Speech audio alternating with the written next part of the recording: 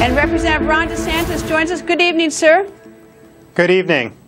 So let me get this straight. While Iran is calling us deceitful, basically liars, devilish is one word in tweets, saying that in order to have a deal, they must lift the sanctions immediately, but the U.S. says that's not going to happen, and saying that the military would be off the limits in terms of inspections. And meanwhile, the U.S. is insulting our ally on Twitter, picking on Prime Minister Netanyahu.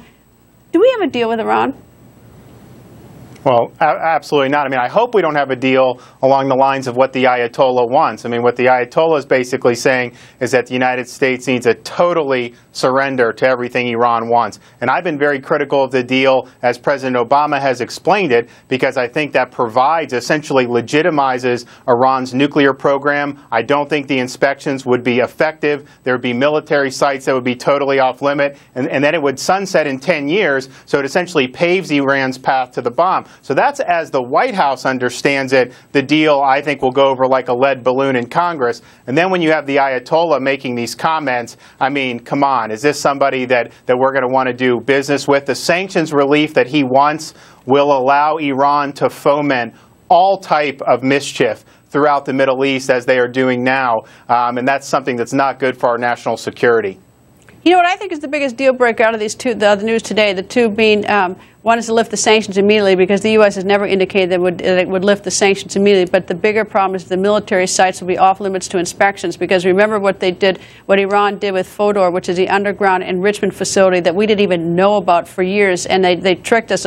Why in the world could we ever, how could we possibly agree that Iran could have these, spots that we could never check out? And why do you need, under the administration's explanation, Fordo, this underground fortified facility, would still be able to be running? They would say, oh, it's just a nuclear research site. Well, why would you need to have an underground fortified site if you're just conducting academic research? And the president laid down a red line on Fordo a year and a half ago. He said they don't need Fordo. Any final deal has got to get rid of Fordo, and yet there it is. Am I being distracted by this White House tweet insulting Prime Minister Netanyahu, or does it have some significance? I think it has some significance. For whatever reason, the president does not get along with the Prime Minister of Israel. Israel's our best ally in the region, and I think you need to get over whatever type of personal animosity you may have for another leader on that level and look at what the interests of our countries are. Prime Minister Netanyahu has a very small country, and this Ayatollah says they want to wipe them off the map. So yes, he's been very involved in this, and he wants to make sure that a bad deal is not agreed to. But can you honestly blame him? And for them to keep trying to needle him, I think it's bad for the relationship between our two countries. And I definitely don't think it's productive in terms of trying to get Congress to see things your way.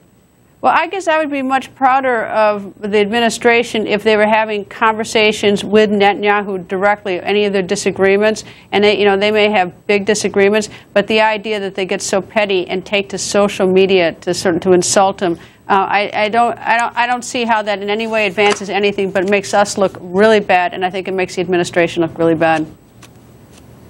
I concur, and it's just not the way to conduct diplomacy. And our relationship with Israel, with this White House, is at really an all-time low, and I think that that's just very unfortunate. Congressman, thank you.